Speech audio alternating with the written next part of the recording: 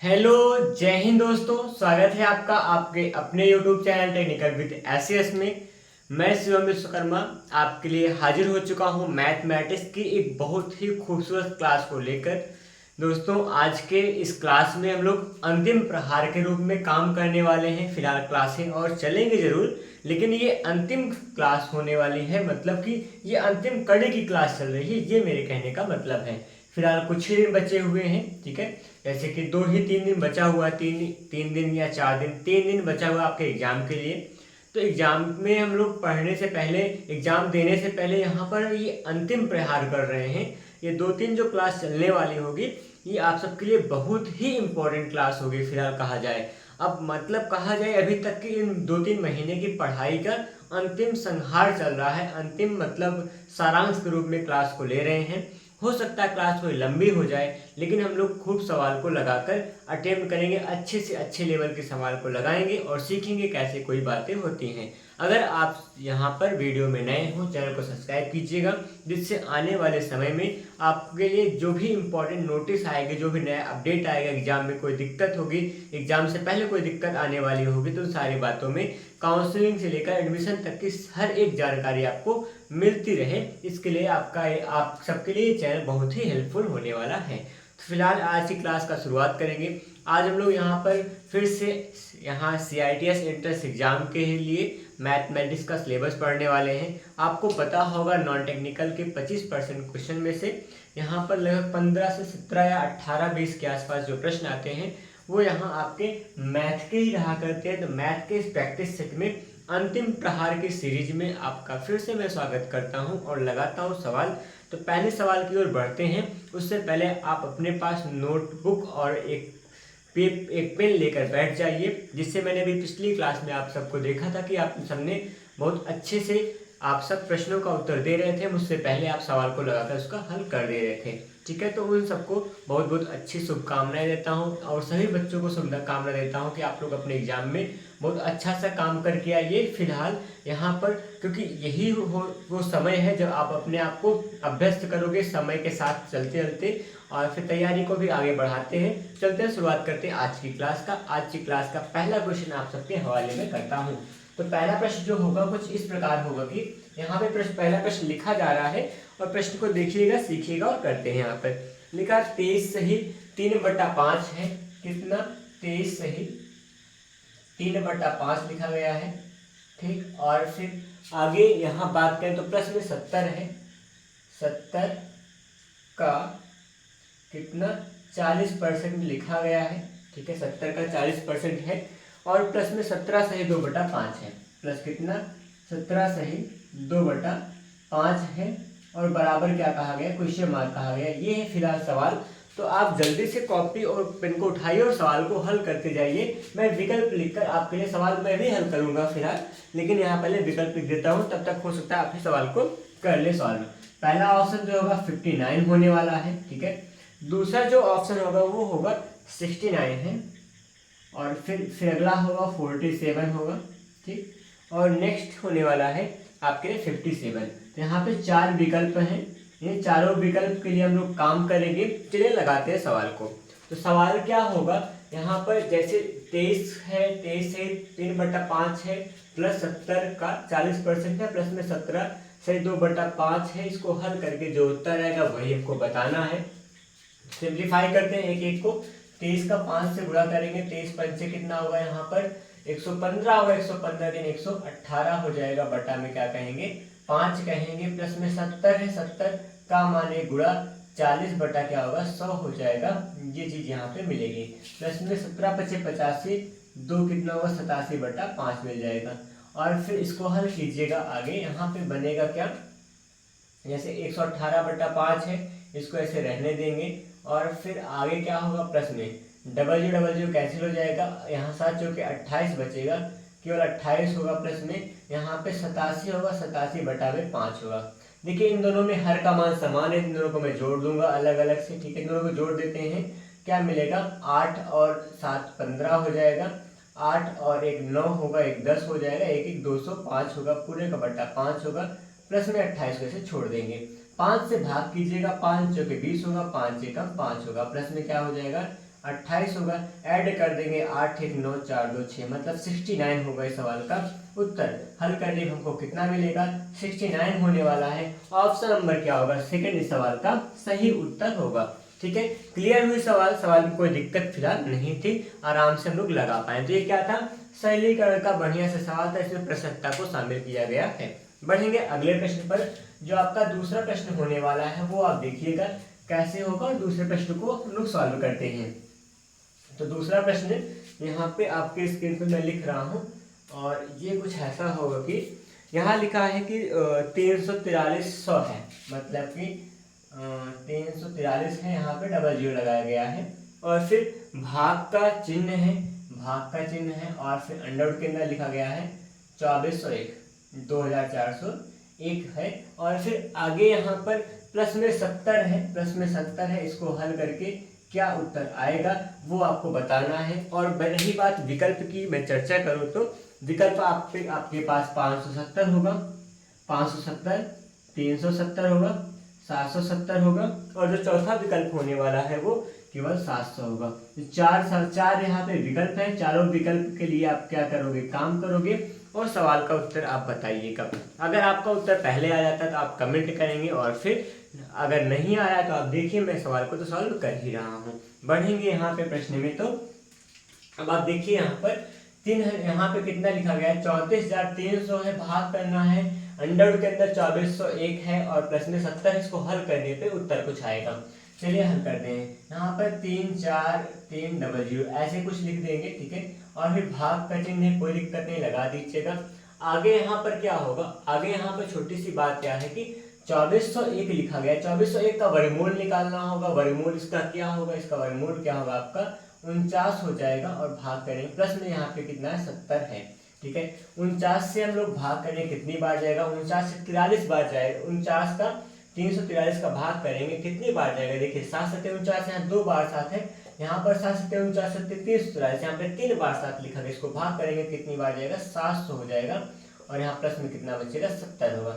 700 plus 70 का मतलब क्या होगा, 770 हो जाएगा। तो ऑप्शन नंबर आपका क्या होगा, थर्ड वाला इस सवाल का सही उत्तर होगा। तो यहाँ पे दूसरे सवाल का जो उत्तर होगा वो 770 होगा, और आपका विकल्प नंबर थर्ड होने वाला है। ठीक है, देखते हैं तीसरे प्रश्न को हम लोग। अब तीसरा प्रश्न इसके बाद जो होने वाला है वो किस प्रकार होगा उसको आप समझिए, और फिर सवाल को हल करेंगे मिलकर।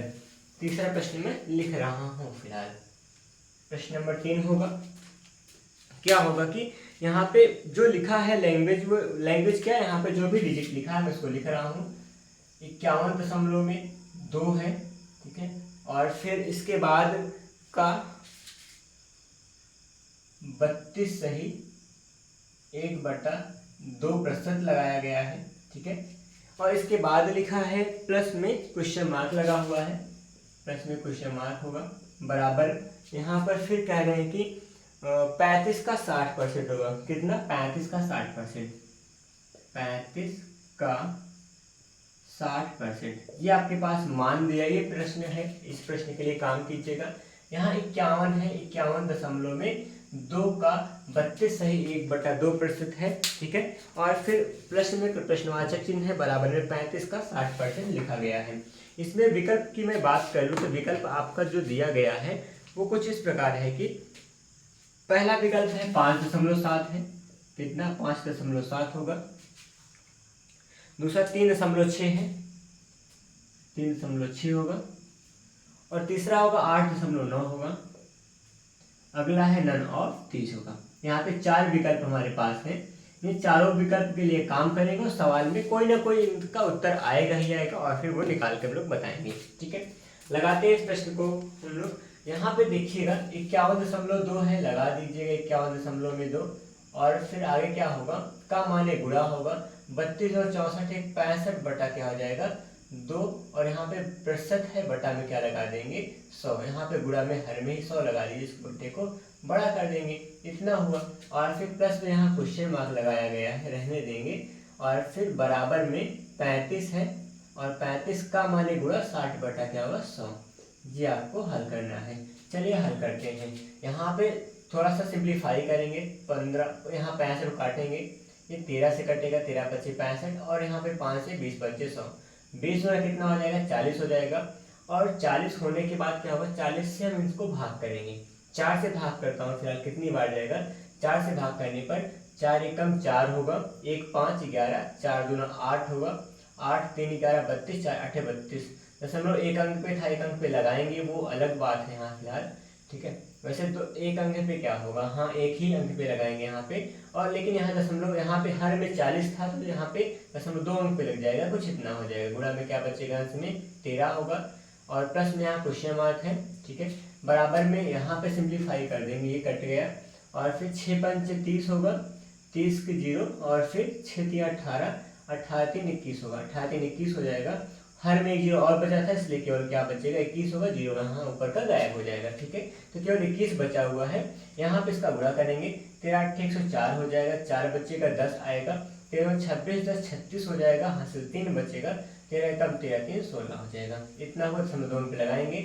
और 21 को इस तरफ नहीं ला पाएंगे, इसको ही उस तरफ ले जा रहे हैं, तो 21 के आगे क्या होगा, ये माइनस में लिखा जाएगा, बराबर में क्वेश्चन मार्क लगा देंगे। पक्षांतर करा हूँ, 21 के पीछे इसको ले गए गुणा करके, जो कि ऐसे लिखा जाएगा। 21 में घटाइएगा, कितना आ जाएगा, यहाँ पे 10 में से अगर घटाओगे, देखो कैसे घटता है कि दशमलव में 0 लगा दीजिएगा, यहाँ पे दशमलव बाद कुछ नंबर नहीं था, डबल 0 बढ़ा देंगे और 16.64 को घटाएंगे। फिलहाल घटाने को वैसे मैं घटा के लिख देता, लेकिन आपको दिखा रहा हूँ कि कैसे घटाएंगे। तो यहाँ पे जब भी दशमलव घटाते हैं कुछ इस प्रकार करेंगे, 10 में से 6 घटेगा, 4 घटेगा 6 आएगा, और फिर यहाँ पे क्या आएगा 9, 9 में से 6 घटेगा 3 होगा, और फिर यहाँ पर 4 आएगा, 4 दशमलव में कितना आएगा, 3 6 आएगा। ये आपका यहाँ पे ऑप्शन, मतलब जो क्वेश्चन मार्क था उसकी जगह पे 4.36 ऑप्शन आने वाला है, ठीक। तो लेकिन आपके विकल्प में तो ऐसा कोई नंबर है नहीं कि जो 4.36 को कह रहा हो। इसका मतलब क्या हो जाएगा, आपका जो विकल्प होगा नन ऑफ क्या होने वाला है, दीज होने वाला है आपका। तो चौथा विकल्प होगा वह इस सवाल का सही उत्तर होगा। अब क्या ही करें, उत्तर तो सही 4.36 आ रहा है, लेकिन हमारे विकल्प में तो है नहीं, तो इसलिए क्या करेंगे, यहाँ पे नन ऑफ दीज को ही हम लोग सिलेक्ट करने वाले हैं, ठीक है। ये लगी सवाल फिलहाल। बढ़ेंगे अगले प्रश्न पर। अगला प्रश्न जो आपका होगा वो होगा चौथा नंबर होगा, इसको इरेज करके मैं चौथे नंबर के लिए आगे काम कर रहा हूँ। देखिएगा चौथा नंबर कैसे होगा और कैसे इसको अटेम्प्ट करते हैं, ठीक है। और प्रश्न नंबर 4 क्या होता है, देखिएगा।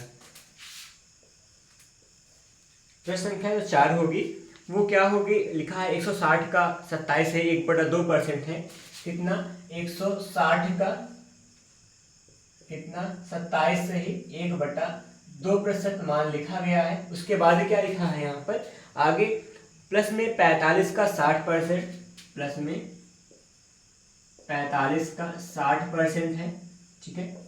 और फिर इसके बाद भी कुछ और है, क्या है, प्लस में 198 है, 198 है प्लस में, बराबर में क्वेश्चन मार्क लगा हुआ है।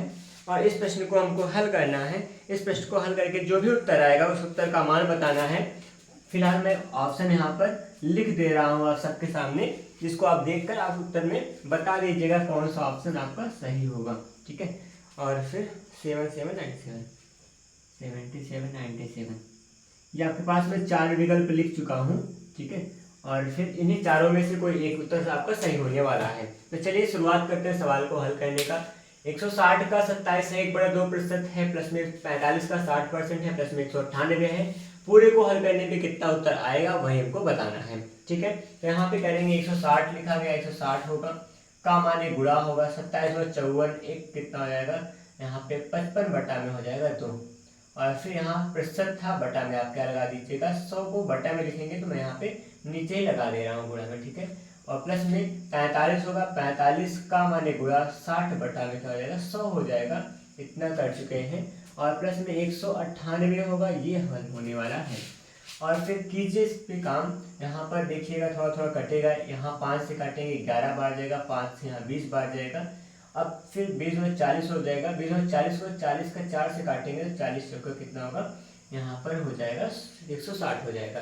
यहाँ पे 4 11 चौका कितना बन जाएगा, 44 होगा। प्लस में यहाँ पे देखते हैं एक जो से जो कट जाएगा, 6 पंचे कितना होगा, 30 होगा, और 6 चौके 24 होगा, 24 3 27 होगा, इतना होने वाला था, बटा में 10 था, इसलिए इस 0 को हटा देंगे, कट जाएगा। प्लस में 198 ऐसे आराम से आप लिख दीजिएगा। इसको आप हल करेंगे, हल करने पर उत्तर कितना होगा, 7 4 11, 11 और 8 कितना होगा, यहाँ पे 19 होगा, 9 कर दीजिएगा, 19 का 9 होगा, और फिर आएगा 1 बचेगा। और 9 1 10, 10 2 12, 12 4 16 होगा, 16 पे 6 होगा, हासिल 1 आएगा फिर से, और फिर हासिल 1 1 कितना हो जाएगा 2। यहाँ पे 269 आने वाला है, 269 होगा, जो कि ऑप्शन नंबर क्या होगा, फर्स्ट होगा। सवाल को सही से लगाएंगे तो आपका उत्तर बहुत जल्दी से आएगा और आपको कोई भी दिक्कत नहीं होने वाली है। नहीं तो आपको दिक्कत तो होगी, दिक्कत आपको क्या, सबको ही होगी। जब कोई काम से बस से नहीं करेंगे तो प्रॉब्लम होगी। और एग्जाम हॉल में जब आप बैठोगे तो एग्जाम में बिल्कुल स्ट्रेस नहीं लेना है, आराम से काम करोगे, पूरी शिद्दत से काम किए हो, आप साथ में मिलकर पढ़ाई कर रहे हो मेरे साथ, तो इसलिए आपको कोई दिक्कत नहीं होने वाली है। आप सभी सवालों को खुद के विश्वास से लगाइएगा, सब कुछ सही मिलेगा, ठीक है। तो यहाँ पे हम लोग 4 नंबर तक के सवालों को लगा चुके हैं। बढ़ेंगे अगले प्रश्न नंबर 5 की ओर।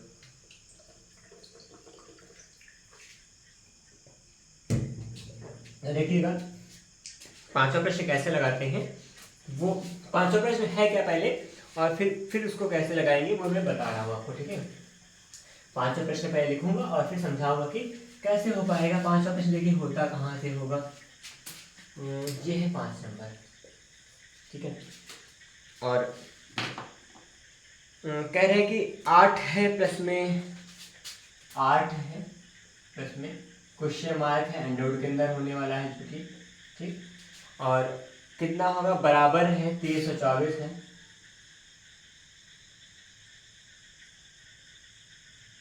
और यहाँ प्लस का चिन्ह भी लगा हुआ है ना संभवतः, और मैं माइनस का है, 72 गुणा 2 हो जाएगा,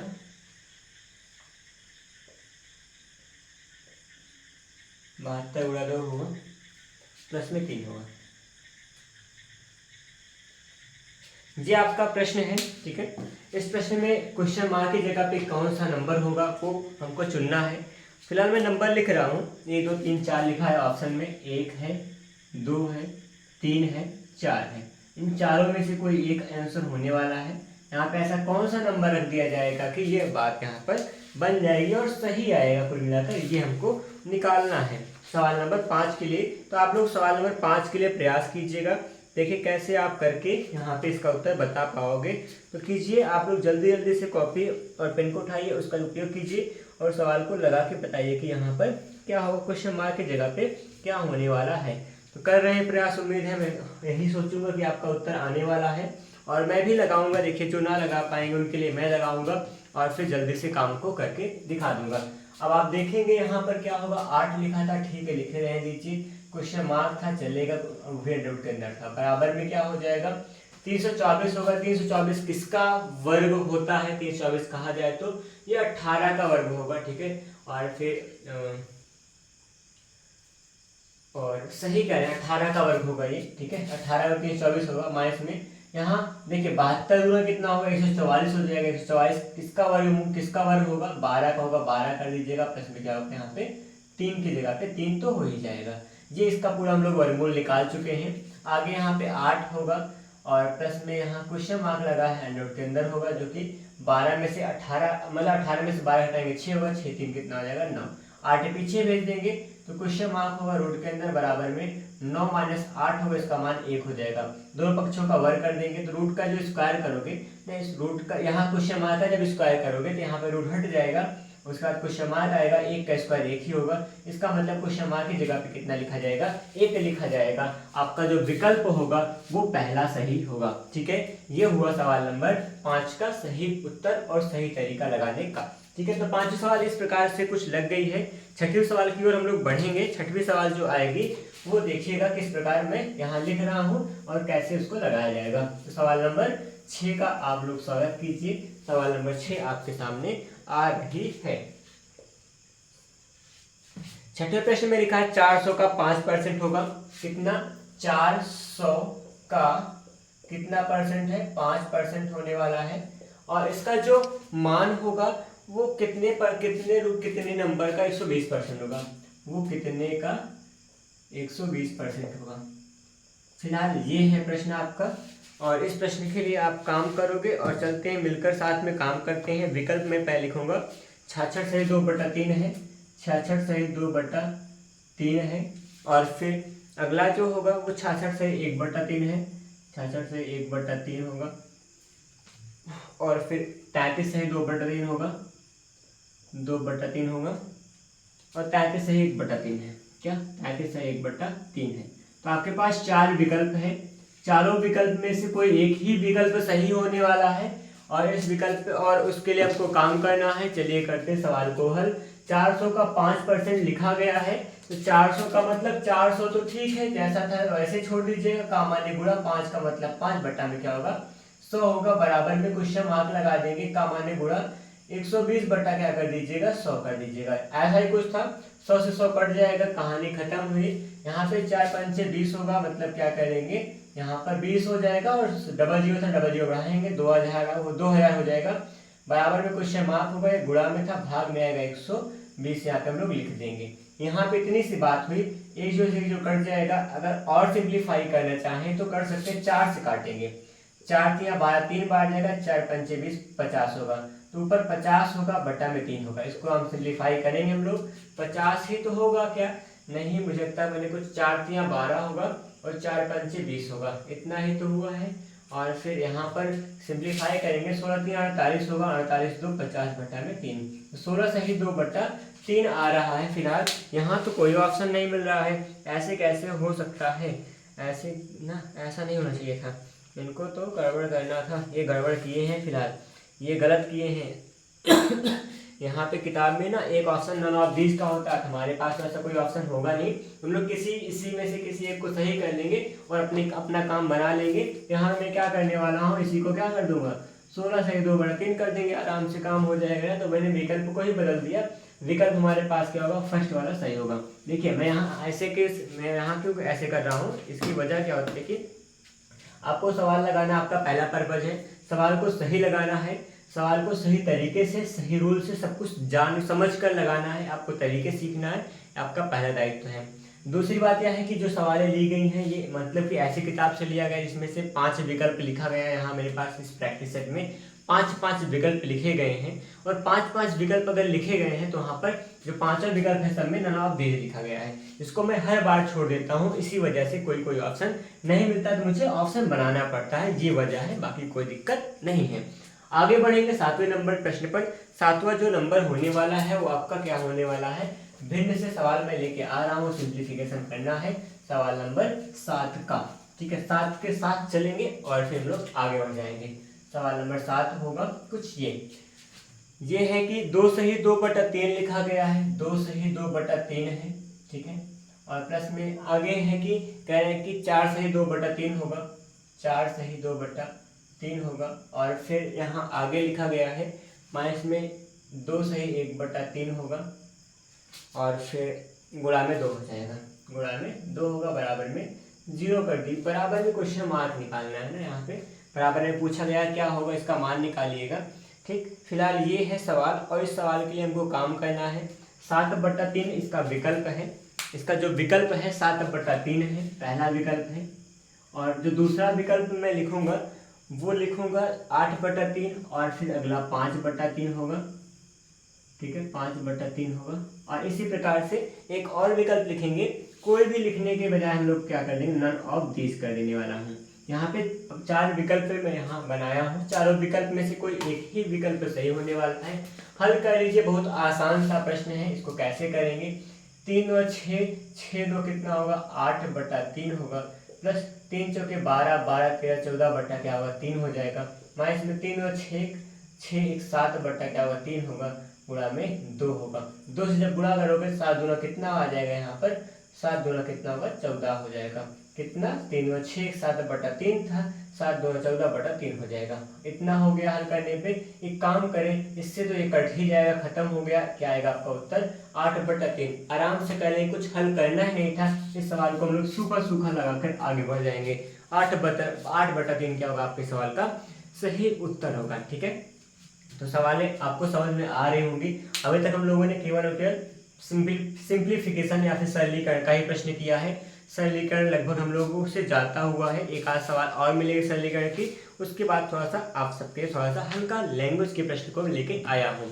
चलिए यहाँ लगाता हूँ, सवाल नंबर नेक्स्ट होगा जो कि 8वां प्रश्न होने वाला है। 8वें प्रश्न को आप देखिएगा, समझिएगा और काम कीजिएगा। नीचे ही लिख दूंगा बिना किसी इरेज को, इरेज कुछ नहीं करेंगे, 8वां प्रश्न यही लेंगे। 8वां प्रश्न लिखा गया है कि 4 बटा 7 है, 4/7 है। और फिर गुणा में लिख सकते हैं हम लोग 5/7 होगा, ठीक है। और फिर आगे जो कहा गया है भाग है, भाग का चिन्ह है, 6/49 होगा, 6/49 है। और फिर आगे लिखा गया है गुणा में 18/5 है, गुणा में 18 में क्या होगा 5 होगा। फिलहाल ये है प्रश्न और इसका मान हमको निकालना है कितना, 7/4 है और 5/7 है। 6/49 है भाग के साथ में और प्लस में यहाँ पर नहीं, गुणा में ही 18/5 लिखा गया है। ये हमारे पास प्रश्न है, हल करके इसका मान निकालना है। विकल्प में लिख रहा हूँ 16, 14, 12 और 18 है। कौन कौन सा? 16 है, इसका विकल्प 16 होगा, 14 होगा, 12 होगा और 18 होगा। तो 4 विकल्प हमारे पास हैं। चारों में से कोई एक विकल्प यहाँ पे होगा सही। उस सही विकल्प का आपको करना है चुनाव और फिर आपको बताना है कि इसमें कौन सा उत्तर आएगा, ठीक है। तो ये सवाल है, फिलहाल इसमें बोर्ड मास का रूल लगाओगे, पहले भाग कीजिएगा, तब फिर क्या करेंगे गुणा वगैरह करेंगे, तभी हम लोग इसको सिंप्लीफाई करके काटेंगे। तो पहले भाग को हम लोग सिंप्लीफाई कर लेंगे, भाग की जगह गुणा लगा इसको उल्टा कर दीजिएगा, फिर आप जिसको काट सकना काटना, जिसको जो भी कर सकिएगा करिएगा। उत्तर जो आएगा वो आप कमेंट में बताओगे इसका उत्तर कौन सा होगा। क्या 16, 14, 12 और 18 में से कोई एक ही विकल्प यहाँ सही होने वाला है, उस सही विकल्प का चुनाव करके आपको बताना होगा। तो ये है सवाल नंबर 8, ठीक है। इसके बाद बढ़ेंगे सवाल नंबर 9 की ओर। तो अब तक इस आप लोग जल्दी से सवाल नंबर 8 को लगाइए और सवाल नंबर 9 में आपके लिए लेकर आता हूँ।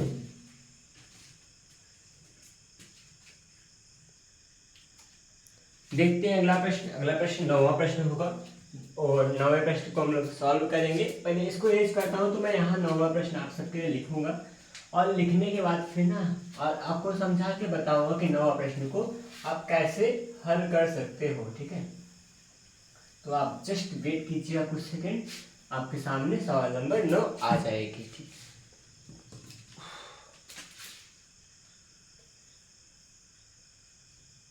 ये है 9वें प्रश्न, ठीक। तो लिखा है कि मैं भाषा लिख रहा हूं, यदि एक वर्ग के विकर्ण की लंबाई 8 सेंटीमीटर है, यदि एक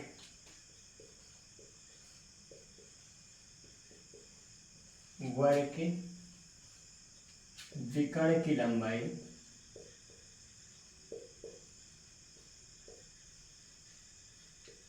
8 सेंटीमीटर है, ठीक है।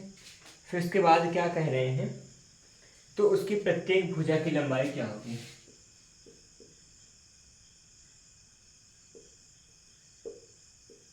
तो उसके प्रत्येक भुजा की लंबाई हमको निकालना है। तो फिलहाल ये है प्रश्न। प्रश्न में लिखा है कि एक वर्ग के विकर्ण की लंबाई यहाँ पर 8 सेंटीमीटर है, तो उसके एक मतलब उसके हर एक भुजा की लंबाई निकालना होगा। मैं विकल्प यहाँ पर लिख रहा हूँ, विकल्प क्या होगा, 4 मीटर 6 मीटर है, 4 सेंटीमीटर है, वैसे 4 सेंटीमीटर होगा, 6 सेंटीमीटर होगा। और फिर आगे विकल्प है 4√2 है और फिर 3√3 है, 4√2 होगा और फिर 3√3 होगा। इस प्रकार से आपके पास ये है प्रश्न है और प्रश्न के साथ ही मैं चारों विकल्पों पर लिख दिया हूँ जिनमें से आपको उत्तर का चुनाव करना है। तो वर्ग का विकर्ण की लंबाई आपको दी गई है जो कि 8 सेंटीमीटर है।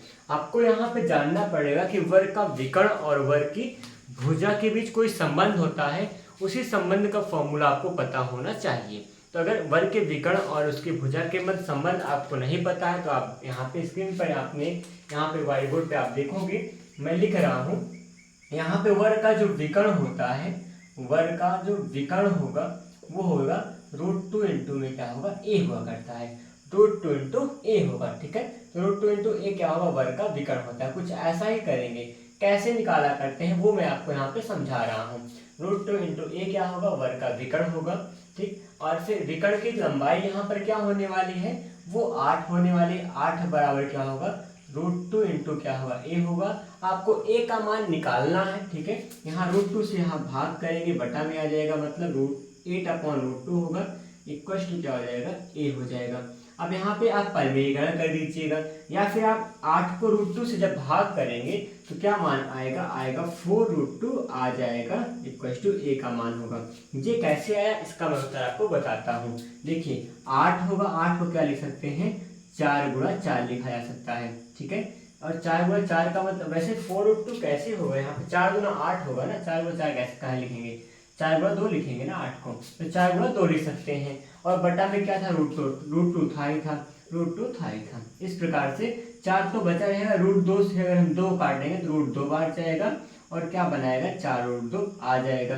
इस प्रकार से यहाँ पे जो इसके भुजा की लंबाई आएगी वर्ग के वो 4√2 आ जाएगा, जो कि ऑप्शन नंबर क्या होगा यहाँ पे थर्ड वाला है, वही सही होने वाला है। तो यहाँ सबसे बड़ी बात यह है कि आपको वर्ग का विकर्ण का फॉर्मूला पता होना चाहिए। वर्ग का विकर्ण क्या होता है, √2 इंटू ए होता है। ए का मतलब आर्म होगा उस स्क्वायर का, उस वर्ग का विकर्ण का जो मान होगा √2 गुणा ए होता है, ठीक है। तो इस प्रकार से हम लोगों ने यहाँ पे क्या निकाला, वर्ग की भुजा की लंबाई निकाल लिया, जो कि 4√2 आ चुका है। क्लियर हुआ सारी बातें। यहाँ पे ही फॉर्मूले का पूरा प्रोसेस था, बाकी सब कुछ ठीक ठाक था।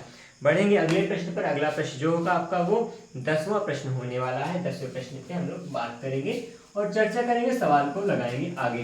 प्रश्न नंबर 10 की ओर आप बढ़ते हैं।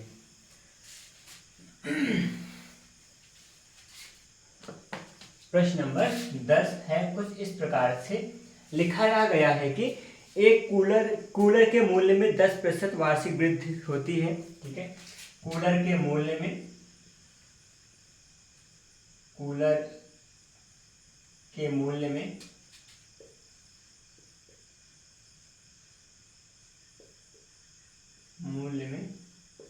10%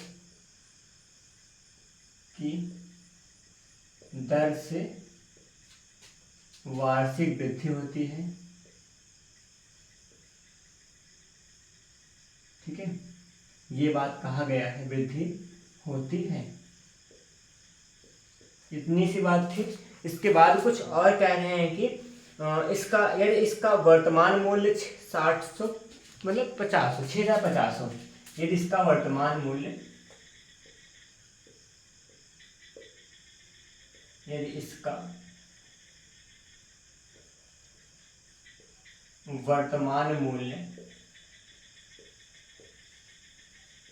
6,050 रुपया हो, ठीक है। कितना, 6,050 रुपया हो। तो फिर कह रहे हैं कि 2 वर्ष पूर्व इसका मूल्य क्या था, क्या 2 वर्ष पूर्व इसका मूल्य क्या था। ये है प्रश्न, और मैं लिखूंगा पहले विकल्प, फिर उसके बाद चर्चा करूंगा। 4,000 है और फिर 4,500 है विकल्प में, 4,000 पहला विकल्प है, 4,500 दूसरा विकल्प है। अगला विकल्प यहाँ आपके सामने मैं लिख रहा हूँ, जो कि यहाँ पे 4,760 है, 4,760 होगा। अगला मैं नन ऑफ दिस कर दूंगा, जो भी होगा देखा जाएगा फिलहाल। तो ये है प्रश्न, और इस प्रश्न के लिए हम सबको करना है काम। चलिए लगाते हैं सवाल को और समझते हैं कैसे इसको हल कर पाएंगे। यहाँ कूलर के मूल्य में क्या हो रहा है, 10% की वार्षिक वृद्धि हो रही है, और इसका जो वर्तमान मूल्य होगा वो 6,050 रुपया है। तो 2 साल पहले इसका मूल्य कितना था, वही मान हमको निकालना है। तो आप देखिएगा यहाँ पे बात क्या है, इस बात को हम लोग थोड़ा सा मूल्य और इन सब चीज़ों से हटकर किसी और टॉपिक को पर समझकर किसी और टॉपिक से रिलेट करके इस सवाल को लगाएंगे, जिसका नाम क्या होने वाला है। हम लोग इसको क्या करेंगे, इसको यहाँ पर जो भी होगा, इस सवाल नंबर जो लगी हुई है आपकी, इस सवाल को हम लोग मतलब चक्रवृद्धि ब्याज के फॉर्मूले से संबंधित करके लगाने वाले हैं। फिलहाल मैं चक्रवृद्धि ब्याज का नाम भले ले रहा हूँ क्योंकि वही फॉर्मूला कई जगह पे यूज करते हैं, इसलिए आपको ऐसा कह दूंगा चक्रवृद्धि ब्याज से संबंध करके बताऊंगा तो आप ज़्यादा समझने वाले हो। कैसे होगा आप समझते हैं। पहले यहाँ पर कहा गया है जैसे कि मान लीजिए 2 साल पहले की बात है, 2 साल पहले इसका मूल्य कितना रहा होगा, P रहा होगा ना, इसका मूल्य P रहा होगा मान लीजिए, फिर X रहा होगा 2 साल पहले मूल्य। अब क्या हुआ, कितना दर है, दर का मान आपका 10% है, ठीक है। हर साल इस दर से बढ़ रहा है। इस साल मान लीजिए, और इस मान लीजिए क्या होगा, पहले कुछ रुपया था, 10% बढ़ेगा, अगले साल क्या हो गया, जो बढ़ा हुआ मान था उससे फिर 10 बढ़ेगा, फिर अगले साल क्या होगा, जो बढ़ा हुआ मान है उससे फिर 10% बढ़ेगा। तो ये घटना कहाँ पे होती है, चक्रवृद्धि ब्याज में होती है, कि मतलब जिसमें क्या होगा, मिश्रधन पर हर बार दर का मान बढ़ रहा होता है, मिश्रधन पर ब्याज लगाया करते हैं हर प्रतिवर्ष, उसमें क्या होगा, मिश्रधन हुआ करता है। तो यहाँ पर आर का मान 10% फिलहाल है, ठीक है। और फिर यहाँ पे समय का जो मान है, टाइम का मान अगर कहा जाए 2 वर्ष हो जाएगा, तो यहाँ पे 2 वर्ष बाद क्या हो गया था, शुरुआत में फिर समझेंगे, माना 2 वर्ष पहले 100 रुपया था, 10% की दर से बढ़ा, 2 वर्ष बाद क्या हो गया, 6050 रुपया हो गया। इसका मतलब यहाँ पर कुल मिलाकर मिश्रधन का मान जो दिया गया होगा 6050 होगा। ऐसा आप समझ से काम करेंगे तो भी आप काम कर पाएंगे, नहीं तो आपको फॉर्मूला डायरेक्टली लिख रहा हूँ, फॉर्मूले का मान निकालेंगे। यहाँ पर 2 वर्ष बाद जो मूल्य रहा होगा वो कितना होगा, 6050 होगा, बराबर में क्या होगा, मान लीजिए 2 वर्ष पहले जो मूलधन था वो हमारा x रुपया रहा होगा, फॉर्मूला 1 प्लस में दर का मान 10 है, बटा में क्या होगा 100, पूरे की घात क्या लगा देंगे, समय का मान 2 हो जाएगा। यहाँ से आप मान निकालिएगा x का मान हमारे लिए मिश्रधन के फॉर्मूले की बात करोगे तो मूलधन, यहाँ पे मूलधन कहलाएगा, और यहाँ पर वो हमारा 2 वर्ष पूर्व का मूल्य होगा इस कूलर के लिए, ठीक है। लगाते हैं सवाल को, 6050 होगा, बराबर में x होगा, 10 दाम 100, 10 एकम 10 एक 11 बटा कितना होगा, 10 होगा, इसका स्क्वायर करना था, 11 बटा 10 इसे फिर से लिख देंगे, ठीक। यहाँ पर 11 का 11 गुणा कीजिए तो 121 होगा, फिलहाल गुणा किए बिना भी लगाएं तो इसको हम लोग सिंप्लीफाई करने के लिए यहाँ पर लगा सकते हैं। वैसे 121 लिख ही लूंगा, मैं लिख के दिखाता हूँ आपको कितना हो जाएगा। यहाँ पर 6050 होगा, लिखा गया है जो कि लिखा जाएगा, फिर से 6050 होगा, 121 नीचे आ जाएगा, ठीक है। और फिर 10 दाम 100 हर में था, ऊपर जाएगा तो यहाँ पे 10 दाम 100 लगा देंगे, बराबर में x बचा जाएगा। 121 जो होगा यहाँ काटेंगे, 5 एकम 5, 5 दूना 10, 5 एकम 5 एक 6, मतलब ये कितनी बार जाएगा, 5 बार जाएगा, बचेगा यहाँ पर 50 बचेगा। 50 का गुणा कर देंगे यहाँ 100 से, x का मान कितना हो जाएगा, 50 का 100 गुणा करने पर आएगा 5000 आएगा। यहाँ पर जो उसका मूल्य था कितने वर्ष पहले, 2 वर्ष पहले, उस वस्तु का या फिर उस कूलर का मूल्य क्या था, 5000 रुपए रहा होगा। ये सच्ची बात है, सत्य है, फैक्ट है, ठीक है। यहाँ पर क्या होगा, विकल्प यहाँ पे कोई मिल रहा है क्या, 5000, कोई विकल्प नहीं मिल रहा है, इसका मतलब क्या होगा, नन ऑफ दीज हम लोग यहाँ पे लगा देंगे। कोई विकल्प मिलता है तो अच्छी बात थी, नहीं मिल रहा है तो नन ऑफ दीज आपका सही उत्तर हो जाएगा। क्लियर हुआ सारी बातें ना। यहाँ पे सवाल नंबर 10 उम्मीद है कि आपको समझ में आई होगी। बढ़ेंगे अगले प्रश्न की ओर हम लोग। जो अगला प्रश्न होगा वो क्या होगा, 11वां प्रश्न होगा। इसके बाद हम लोग 11वें प्रश्न की ओर बढ़ रहे हैं और लगाते हैं, समझते हैं वो कैसे होगा और कैसे लगा पाइएगा, ठीक है। तो 11वां प्रश्न आपके सामने मैं लेके आ रहा हूँ।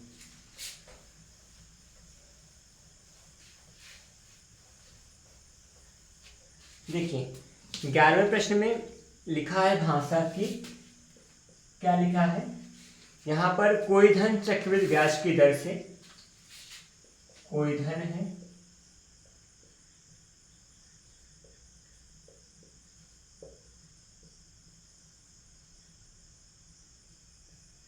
चक्रवृद्धि ब्याज की दर से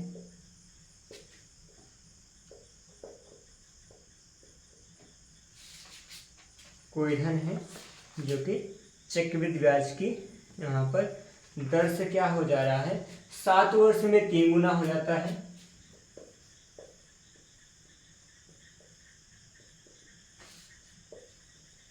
7 वर्ष में 3 गुना हो जाता है, ठीक। उसके बाद कह रहे हैं कि तो उसी दर से वह कितने वर्ष में 27 गुना हो जाएगा, तो उसी दर से वह कितने वर्ष में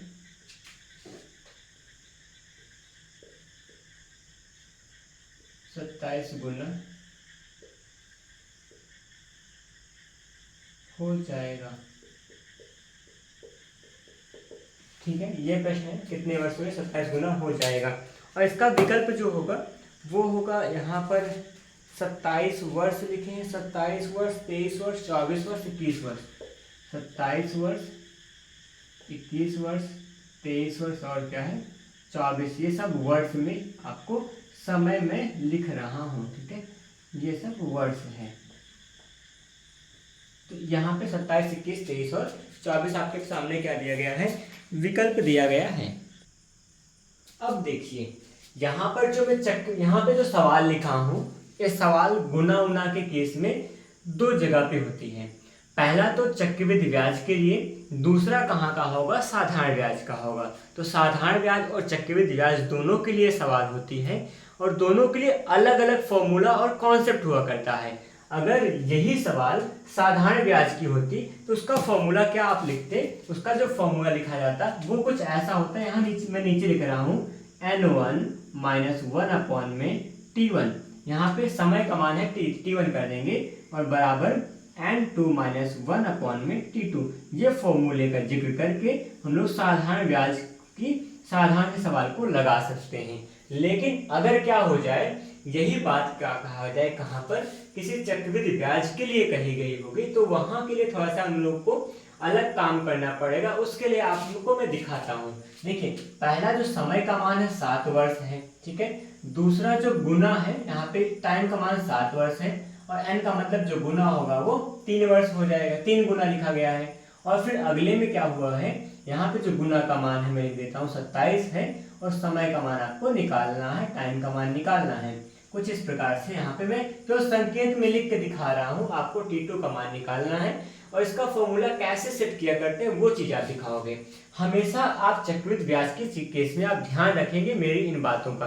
कौन सी बात होने वाली है, जितना गुना बनाना होगा, कितना गुना बनाना है, जो भी गुना रहा होगा हमको 27 गुना करना। 27 को क्या करेंगे, 27 को यहाँ पर पहले पिछले वाले गुने के आधार के रूप में घात में बदलेंगे। फिर से सुनिएगा, पर जो जितना गुना हमको बनाना होगा 27 गुना करना है, मान को 27 गुना करना है मूलधन को, और 27 गुना करना है, 27 को हम लोग घातांक के रूप में बदलेंगे, जिसका आधार क्या होगा, पहले वाला यहाँ गुना होगा।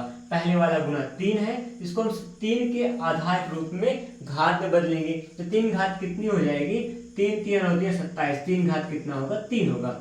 ये हमारा 3 कहाँ से मिला, इस 3 को बनाने के लिए हमको ये संदेश दिया कि यहाँ पहला वाला जो गुना का मान था, पहला वाला n का जो मान था, उसके आधार, उसको ही आधार बनाकर इसे घात के रूप में व्यक्त करेंगे। और जो इसका घातांक होगा, इसका जो घातांक होगा हम लोग पहले समय से गुणा कर देंगे। 7 गुणा कितना होगा, 3। यही समय कितना होगा, यही 7 के 21, आपका 21 वर्ष होगा, जो कि सवाल का उत्तर आपको बताएगा। ऑप्शन नंबर क्या होगा, सेकंड सवाल का सही उत्तर कह रहा है।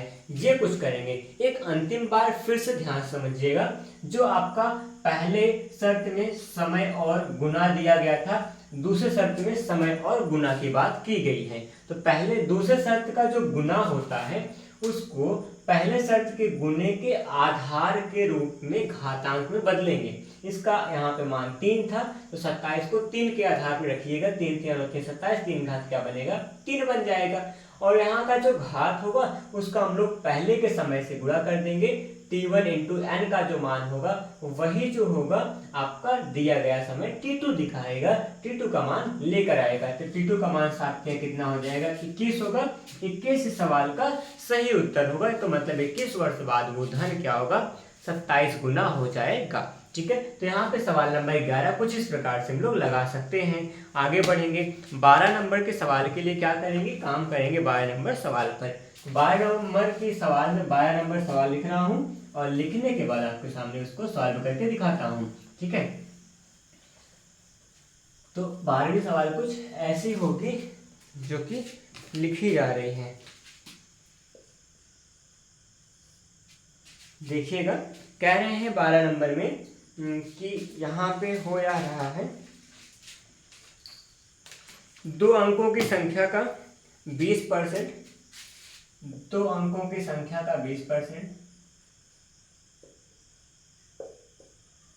2 अंकों की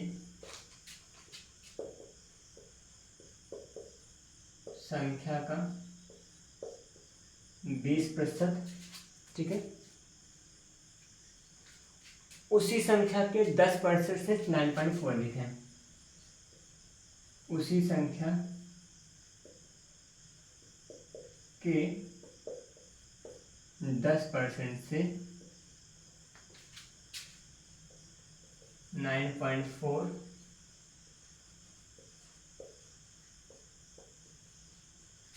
अधिक है। ठीक है, ये बात कही गई है। क्या लिखा है इसमें कि दो संख्या, दो अंकों की एक संख्या, दो अंकों की संख्या का 20% उसी संख्या के 10% से 9.4 अधिक है तो संख्या का अंतर ज्ञात कीजिए। तो संख्या के इसका अंकों का अंतर ज्ञात कीजिए।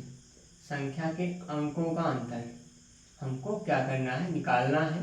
और अंतर में जो मान आएगा वो आएगा 3, 4, 5 और 7। 3, 4, 5 और 7, ये आपके पास 4 विकल्प हैं।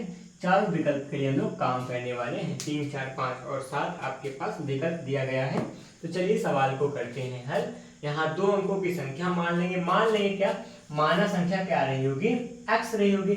आप मैं यहाँ पे ना सवाल को लगाते समय बातों को बहुत संकेत में लिखता हूँ, लेकिन बोलता तो पूरी बात हूँ, पूरी बात बोलता हूँ। अगर आप क्लास में सुन रहे होंगे ध्यान से सारी बातों को तो आपको समझ में आएगा। यहाँ हम लोग संख्या क्या मान लेंगे, x मान लेंगे। तो माने संख्या क्या होगी, x आ जाएगी। x का जो 20% होगा, x का 20% निकाल लेंगे। x का 20/100 का जो मान होगा ये क्या होगा, उसी संख्या मतलब x का ही क्या होगा, x के 10% से 10/100, x के 10% से ये 9.4 अधिक है। कौन, यहाँ इसका जो 20% का मान है, ये खुद जो मान होगा ये वाला, इससे कितना ज्यादा है, 9.4 ज्यादा होगा। तो 9.4 में इसमें ऐड कर देंगे, दोनों क्या हो जाएंगे, आपस में बराबर हो जाएंगे। यहाँ से हम लोग x का मान निकालेंगे। क्या हो जाएगा, यहाँ पे 20 25 5 होगा, तो यहाँ x/5 कर दीजिएगा, बराबर में 10 दाम 100 होगा, यहाँ पे x/10 कर देंगे और फिर प्लस में 9.4 हो जाएगा। ये x/5 होगा, बराबर में इसका इससे गुणा करेंगे, x प्लस में 9.4 का गुणा करेंगे 10 से, 94 होगा, अपॉन में 10 हो जाएगा। 5 एकम 5 होगा 10 होगा, इस प्रकार से यहाँ 2 एकम 2x बना लीजिएगा, बराबर में x प्लस में 94 हो जाएगा। x को यहाँ लाएंगे, x जब यहाँ आएगा घटेगा, x बराबर क्या हो जाएगा, कितना, 2x में से x घटाएंगे x हो जाएगा, बट बराबर 94 होगा। x का मान कितना आ जाएगा, 94 आ जाएगा। तो हमारे पास वो संख्या क्या होगी, 94 आ जाएगी। संख्या अगर 94 है तो पूछा संख्या के अंकों का अंतर, अंतर क्या हो जाएगा, अंतर का मान आप आराम से निकाल लेंगे। 94 में 9 में से 4 घटाएंगे कितना आएगा, 5 आएगा। तो 5 आपके सवाल का सही उत्तर होगा। कहोगे ऑप्शन नंबर 3 लगा दीजिए, ये लॉक कर दीजिए ऑप्शन। ठीक है, तो आपका ये होगा सवाल। तो सवाल नंबर 12 जो लगी है कुछ इस प्रकार हम लोग लगाएंगे। ठीक है, आगे बढ़ेंगे हम लोग।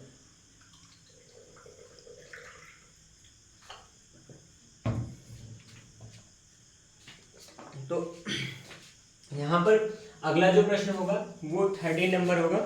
13 नंबर के सवाल लगा रहा हूँ मैं। 13वें नंबर की जो सवाल लगेगी देखिए कैसे। सवाल नंबर 13 में आपके लिए देखते हैं क्या लेकर आ रहा हूँ मैं, वो लगाऊंगा। ठीक है, यहाँ लिखा गया है एक संख्या, पहले इसको इरेज करता हूँ तो फिर संख्या के बारे में बात करेंगे।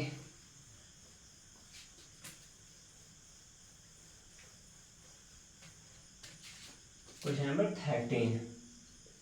ठीक है, कह रहे हैं एक संख्या अपने 3/15 भाग से, एक संख्या, कोई एक संख्या है, ठीक, अपने कितना 5/13 भाग से 192 अधिक है, 192 अधिक है। ठीक है, फिर क्या करें, फिर यहाँ पे कह रहे हैं कि फिर और वह संख्या क्या है निकालना है, वह संख्या निकालना है। ठीक है, वो संख्या हमको निकालना है। कह रहा है कि एक संख्या है अपने 5/13 भाग से 92 अधिक है, तो वो संख्या हमको ज्ञात करना है, ये सवाल है। और फिलहाल मैं इसके सवाल के विकल्प के बारे में मैं लिखना चाहूँ तो मैं विकल्प लिख रहा हूँ। विकल्प इसका होगा 827 है, 827 होगा। और अगला जो विकल्प है वो है 312 है, 750 है, 312 है, 750 होगा। ठीक है। और फिर जो नेक्स्ट होगा 760 होगा। तो हमारे पास क्या है, 4 विकल्प हैं, चारों विकल्प लिए आप लोग काम करेंगे और सवाल को देखिए लगा के दिखाते हैं। ठीक है, यहाँ पे कहा एक संख्या है अपने 5/13 भाग से 192 अधिक है। तो हम लोग संख्या क्या मान लेंगे, सबसे पहले संख्या को x मान लेंगे। x के लिए काम करना है आपको।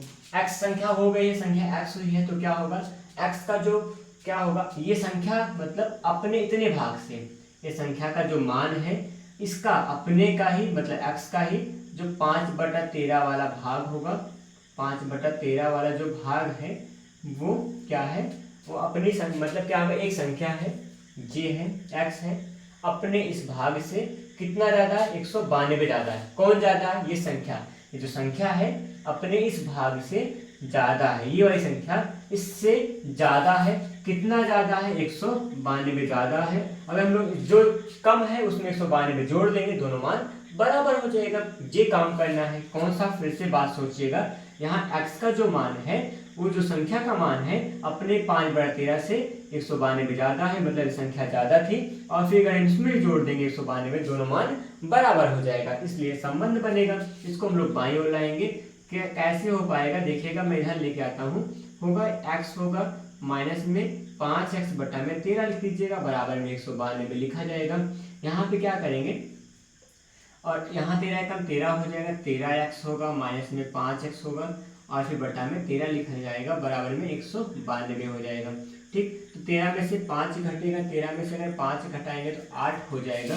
होगा यहाँ पे 8x/13 बराबर में होगा 192 होगा। तो x बराबर कितना कर दीजिएगा, 192 होगा। हर में था गुणा होगा 13 से, बटा में जाएगा 8 से। 8 से काटेंगे, 8 2 16 होगा, 16 3 19, यहाँ पे 3 बचेगा 32 और 16 2 32 होगा, 22 बार जाएगा। x का मान 13 26, 26 27 एक 28 हो जाएगा। यहाँ पे कितना हो गया, यहाँ पे 13 26 होगा, 13 26 27 28, 286 यहाँ पे तो आ रहा है। मुझे लगता है 286 आ रहा है, 286 सही होगा क्या, यहाँ पे ना बीच वाला ऑप्शन आ जाएगा क्या, 286 मेरे पास सही आ रहा है। ठीक है, जो कि कैसे होने वाला है, 286 आएगा कि नहीं आएगा, कुछ गलत तो नहीं किया क्या। अच्छा,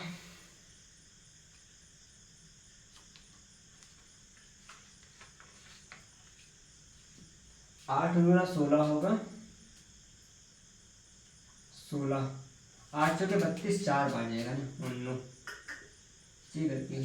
ठीक है, 4 बार जाएगा और 13 चौके 52 हो जाएगा, 52 ला लेंगे और फिर 13 26 और 26 जो होगा 26 5 कितना होगा, 31 होगा।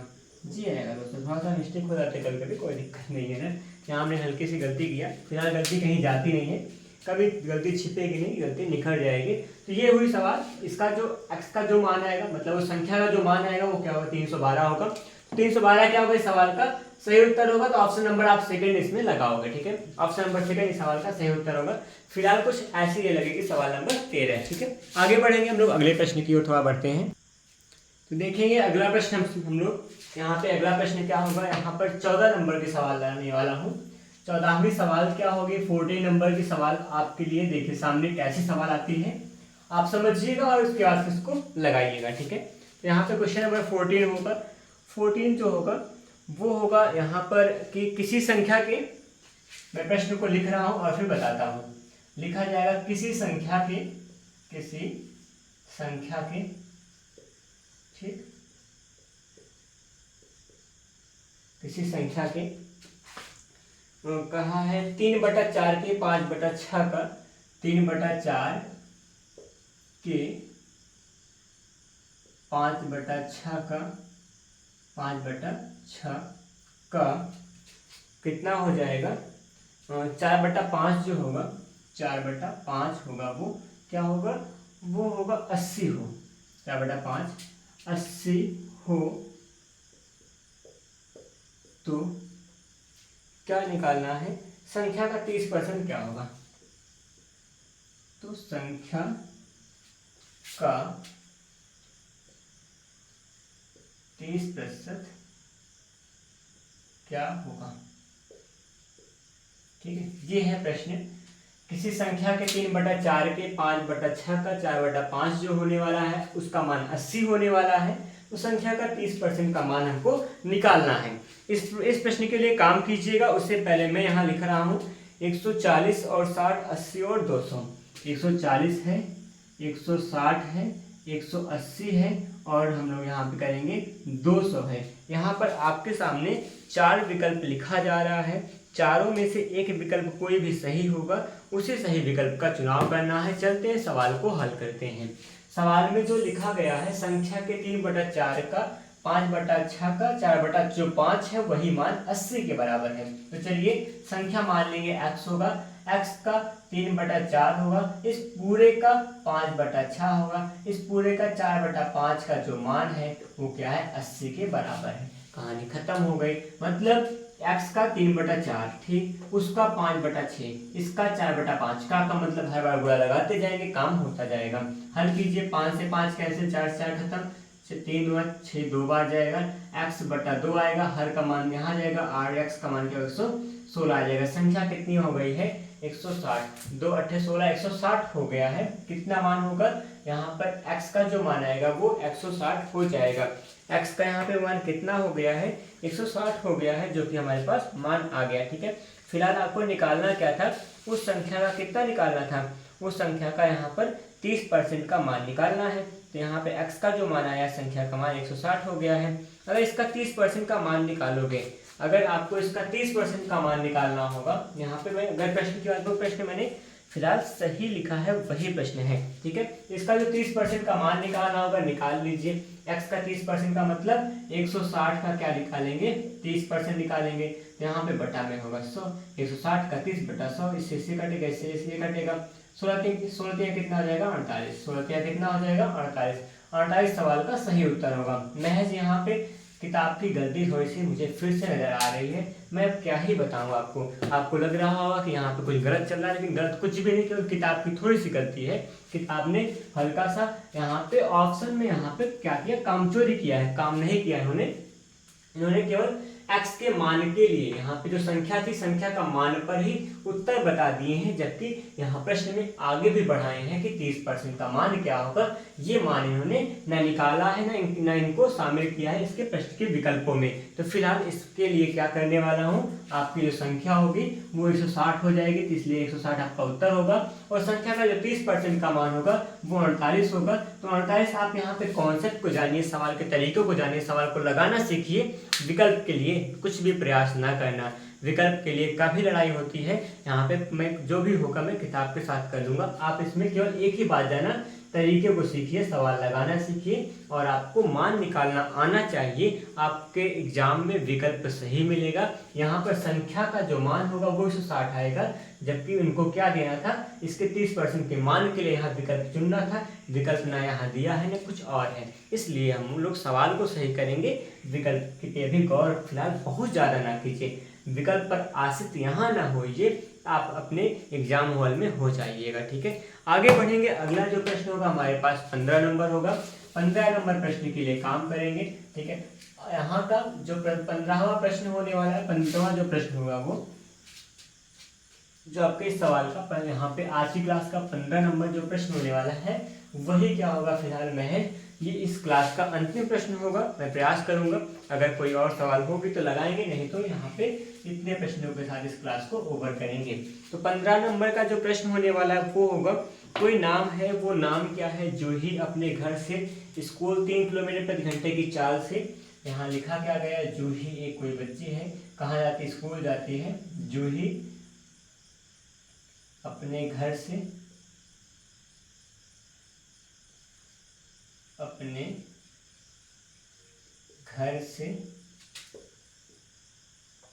स्कूल 3 किलोमीटर प्रति घंटे की चाल से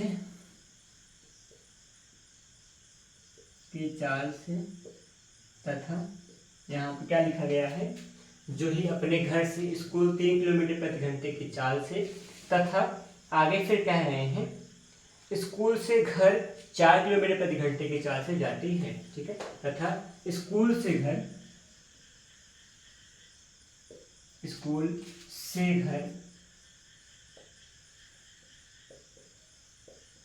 4 किलोमीटर पर आवर की चाल से जाती है। ठीक है, ये है प्रश्न। इस प्रश्न में आगे कुछ और कह रहे हैं, फिर क्या निकालना है, जाती है उसके बाद फिर कहेंगे जिसमें उसे कुल 7 घंटे का समय लगता है, जिसमें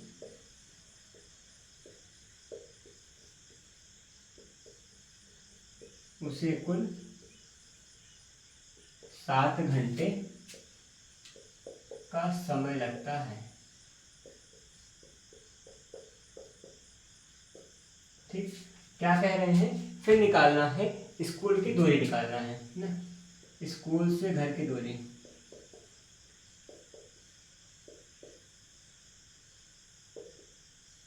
ये दूरी हमको निकालना है। फिलहाल मैं विकल्प लिख रहा हूँ आप सबके सामने।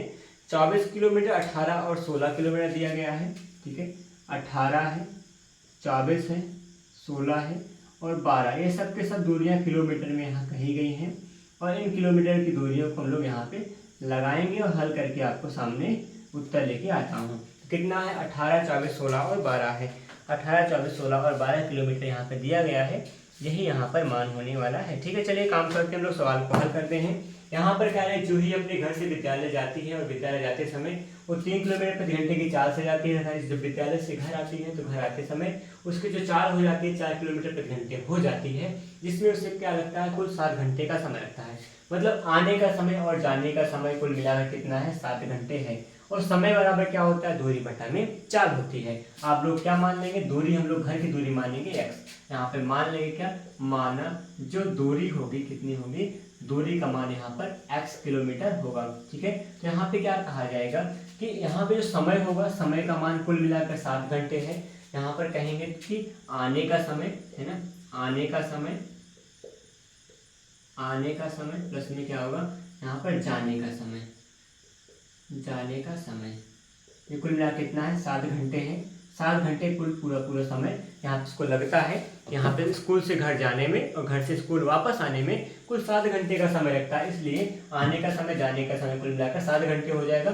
समय बराबर दूरी बटा 4 होगा, तो आपकी दूरी x किलोमीटर थी, चाल कितना होगा, एक बार चाल 3 लिखा गया है, दूसरा चाल क्या आपके पास 4 है, प्लस में x बटा में 4 हो जाएगा, बराबर में 7 यहाँ पे लिख दीजिएगा। हर का मान यहाँ पर 4 3 12 कर दीजिएगा, 13 गुणा करेंगे 4x प्लस में यहाँ पर 3x होगा, बटा में 4 3 12 होगा, बराबर में 7 हो जाएगा। अब यहाँ पे 4 3 कितना होगा, आगे लिख रहा हूँ मैं, यहाँ पे 4 3 7x होगा, बटा में 12 होगा, बराबर में 7 हो जाएगा। यहाँ पर आपको क्या मिलेगा, 7x बराबर 12 से 84 हो जाएगा, और फिर 7 से काट के x1 फिर से क्या आएगा, 12 आएगा। तो x का मान जो आएगा 12 किलोमीटर होगा। इसका मतलब जो जूही थी वो अपने घर से 12 किलोमीटर दूर विद्यालय पढ़ने जाया करती है। विद्यालय की जो घर से दूरी थी वो 12 किलोमीटर थी। फिलहाल यहाँ पे इस प्रकार से हम सवाल को लगा पाए हैं। दोस्तों, कैसी रही आज की क्लास, उम्मीद है कि आप सबको सभी सवाल समझ में आई होंगी। कोई भी डाउट होता है तो आप कमेंट करके जरूर बताएंगे, जिससे आगे आने वाली क्लासों में सुधार किया जा सके सारी बातें। बस यहाँ पे थोड़ा सा वीडियो की क्वालिटी में थोड़ा बहुत हो सकता है कहीं इधर उधर हो जाता होगा, लेकिन हम लोग कंटेंट एकदम एक नंबर का लाने का प्रयास करते हैं। कुछ ऐसी थी आज की क्लास। आज की क्लास के बारे में जो भी आप रिव्यू देना चाहेंगे आप कमेंट बॉक्स में जाके दीजिएगा। और आप लोग तैयारी करते रहिए, आपका CITES एंट्रेंस एग्जाम काफ़ी करीब आ चुका है आपके, मतलब बस दस्तक देने वाला है आपके पास तक। आप चिंता ना कीजिए, आपका पेपर बहुत बेहतर होगा। हम सबकी शुभकामनाएं आप सबके साथ हैं, आपका संघर्ष आपके साथ है, आपके सपने और आपके जुनून आपके साथ हैं, तो आपका कुछ बिगड़ नहीं सकता है। फिलहाल आप बस लेकिन मेहनत लगातार करते जाइए, आप अपने आप को रोकिए मत। अभी यही वो समय है जब कुछ समय तक आप कुछ ज़्यादा समय तक काम करके, जिससे आप अपने आने वाले कल के रिजल्ट को आज ही सही कर सकते हैं। तो कल आने वाली समस्याओं के लिए आज ही आप संघर्ष कीजिए, काम कीजिए, मेहनत कीजिए, इससे कल एक एक नंबर के लिए रोना पड़े। इसलिए आप काम करो, मेहनत करो, पढ़ाई करो। और अपने अगर आप इस चैनल पर नए हैं तो आप चैनल को सब्सक्राइब कीजिएगा। वजह यह है कि ये चैनल आपके लिए बहुत इंपॉर्टेंट होने वाला होगा। आपके पेपर से लेकर आपका एडमिशन, काउंसलिंग, सारा कुछ डिटेल यहाँ पे आपको मिल जाएगा। सब कुछ के लिए आपको पूरी तरह से हम लोग सपोर्ट करने के लिए तैयार हैं। आप लोग के लिए टेलीग्राम चैनल भी बनाया गया है, टेक्निकल विद SAS नाम से टेलीग्राम ग्रुप है, चैनल है, वहाँ पे जाके सर्च करके जा सकते हो। नहीं तो आपको वीडियो में उसका लिंक भी मिल जाएगा टेलीग्राम चैनल का, जिसकी सहायता से आप जुड़कर आप अपने आप को ज़्यादा हम लोगों का सपोर्ट पा सकते हो। आप अपने आप को मतलब सपोर्टिव दिखा सकते हो। हम लोग का जो भी सपोर्ट होगा हम लोग करते रहेंगे आपको। फिलहाल यहाँ तक वीडियो में बनने के लिए धन्यवाद। मिलते हैं नए क्लास में। जय हिंद।